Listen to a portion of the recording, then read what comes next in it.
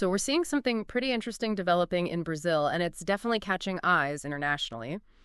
There's this noticeable shift in how the Brazilian media is talking about a really powerful figure, Supreme Court Justice Alexandre de Moraes. People often call him Xandão.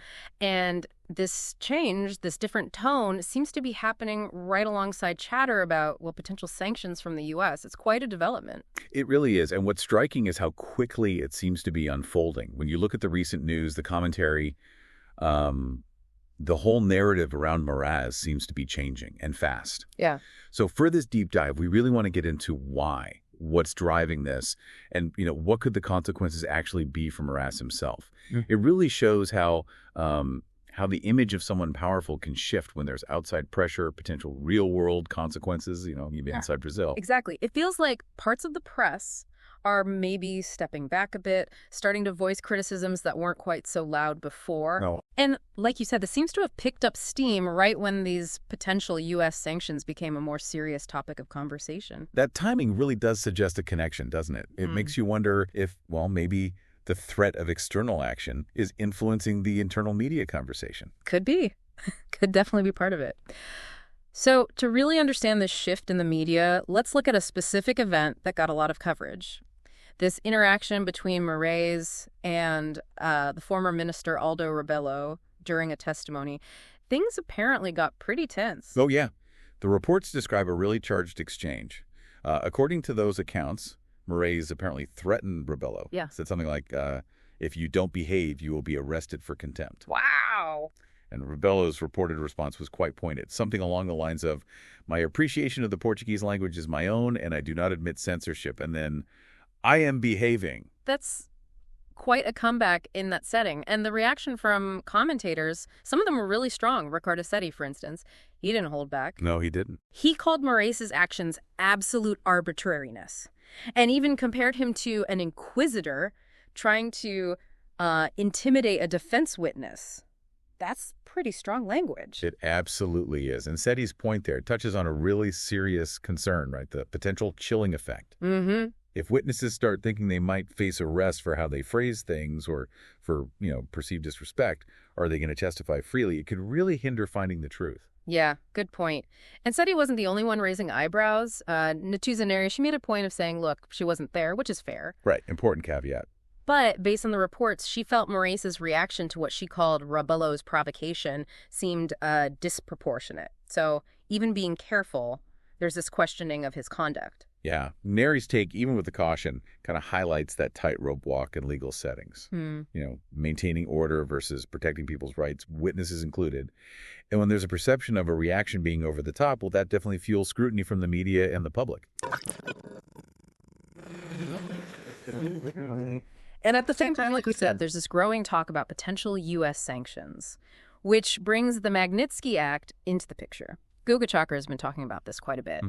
He mentioned how closely the U.S. and figures like Senator Marco Rubio, I think it was, are watching Brazilian politics. Yeah, and what's really interesting there is the idea of the U.S. using its own laws to deal with something it sees as a problem inside another country. Yeah. The Magnitsky Act, as Chakra explained it, is basically designed to target people overseas for, what the U.S. considers human rights abuses or major corruption. Right. So it's kind of an example of using these targeted sanctions as a foreign policy tool, even when the issue is framed around something like free speech within Brazil.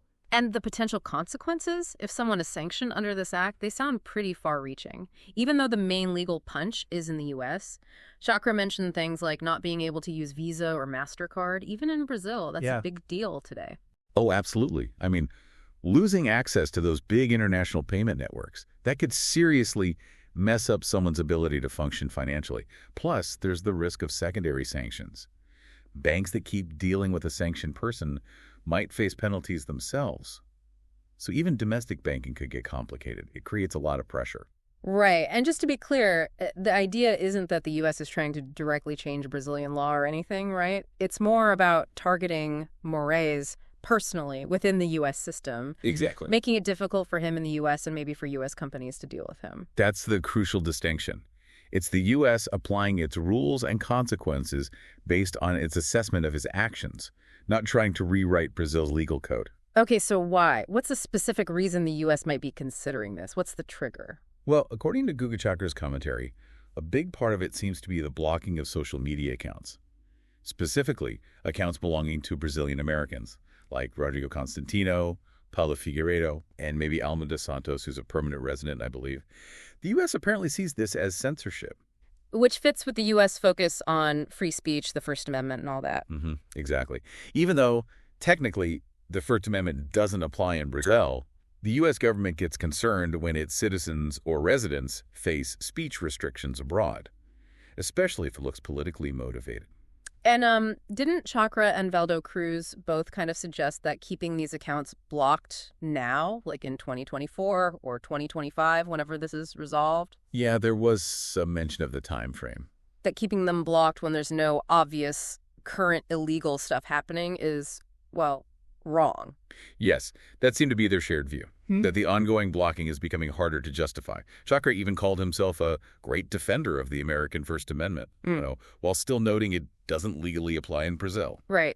It highlights that potential clash, doesn't it? Different countries, different ideas about where the lines are for free speech versus, say, maintaining public order online. Absolutely. And those blocked accounts seem to be a real sticking point for the U.S. side. And this isn't just some minor diplomatic grumbling, is it? Chakra mentioned reports of actual mobilization in the U.S., like in the House of Representatives and the State Department about these potential sanctions. Yeah, if there's talk in both Congress and the State Department, that suggests it's being taken pretty seriously. It's not just one or two people sounding off. You know, what I found really interesting in all this commentary was Guga Chakra himself. Oh. How so? Well, it feels like his tone has shifted, Yeah. Maybe I'm misremembering, but I thought he was previously less critical, maybe even more supportive of some of Moraes' actions. Okay. But now he's clearly raising concerns about the blocked accounts, talking seriously about sanctions. I even saw jokes online calling him a Bolsonaro and Trump supporter now because of it. Well, that certainly shows how polarized things are. But Chakra's apparent shift, if that's what it is, it kind of underlines how complex this all is. Perspectives can definitely evolve as, potential consequences become clearer, or maybe as the situation drags on. Yeah. It might reflect a wider reevaluation happening, perhaps. Thinking about that balance between security, which was the initial justification for many actions, and free expression principles. It almost feels like, some commentators are being sarcastic. Like, if you express any concern about Moraes now, bang, you're automatically labeled part of the opposition. Right, and that kind of rhetoric, it just flattens everything, doesn't it? It makes it harder to have a nuanced conversation. Just slapping political labels on people because they raise questions about free speech or international sanctions, it distracts from the actual substance of the issues. Okay, so wrapping this up then, we're seeing these things happening together. Yeah. More critical commentary about Moraes inside Brazil, especially after that Aldo Rebelo incident. And this shadow of potential U.S. sanctions under the Magnitsky Act hanging over things, seemingly driven by free speech concerns about those blocked social media accounts. Precisely. These threads are really intertwined, and they bring up some big questions, don't they? About how international views and national legal systems interact, and about that tricky balance between judicial power and basic rights. It really makes you think, doesn't it? What does this whole episode tell us about, how connected national courts are to global ideas about free speech today? And maybe, how could all this end up changing the power dynamics within Brazil? Definitely something to keep watching.